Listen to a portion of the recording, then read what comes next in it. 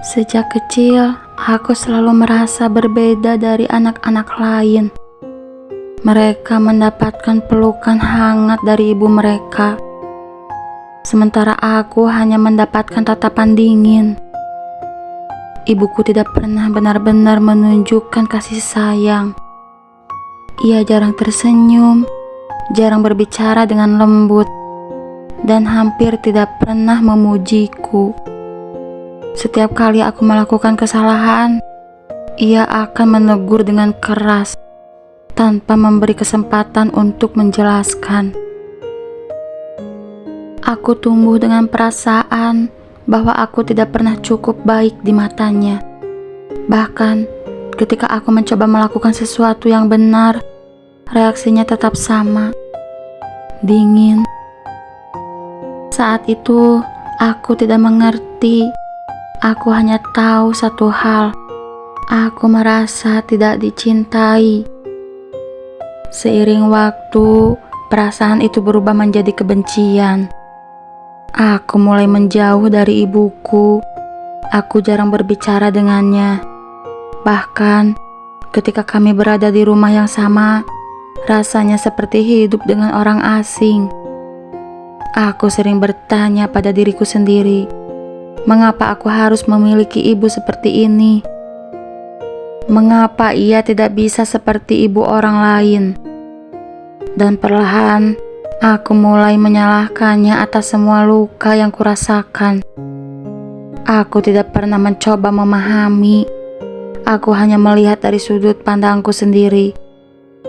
Dan kebencian itu terus tumbuh tanpa pernah berhenti. Ketika aku dewasa, hubungan kami tidak pernah benar-benar membaik. Kami hanya hidup berdampingan tanpa kedekatan. Ibuku tetap sama, diam, keras, dan sulit dipahami. Aku memilih untuk fokus pada hidupku sendiri. Aku jarang pulang, jarang menelpon, dan hampir tidak pernah menanyakan kabarnya. Bagiku saat itu, menjauh adalah cara terbaik untuk menghindari rasa sakit. Namun aku tidak tahu bahwa waktu yang kupikir masih panjang, ternyata sangat terbatas. Suatu hari, aku menerima telepon yang mengubah segalanya. Ibuku meninggal. Aku terdiam. Perasaan yang muncul bukan hanya sedih, tetapi juga kosong. Aku datang ke rumah, melihat semuanya untuk terakhir kalinya. Namun, tidak ada percakapan terakhir. Tidak ada kesempatan untuk memperbaiki hubungan.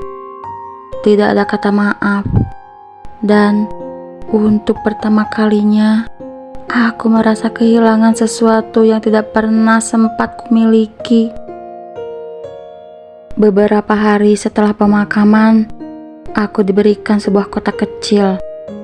Di dalamnya terdapat surat dan beberapa catatan lama. Tanganku gemetar saat membuka surat itu. Itu adalah tulisan tangan ibuku. Ia menceritakan sesuatu yang tidak pernah ku ketahui, bahwa sejak kecil ia mengidap penyakit serius. Ia tahu waktunya mungkin tidak panjang, dan ia memilih untuk bersikap keras agar aku tumbuh menjadi pribadi yang kuat tanpa bergantung padanya.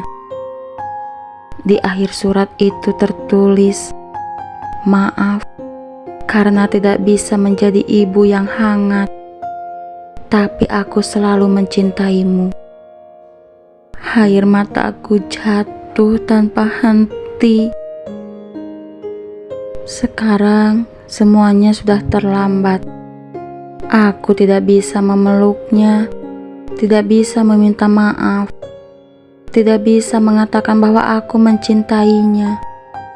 Aku hanya bisa duduk sendiri, membaca ulang surat itu berkali-kali. Dan setiap kali aku membacanya, hatiku terasa semakin hancur. Karena aku akhirnya mengerti satu hal.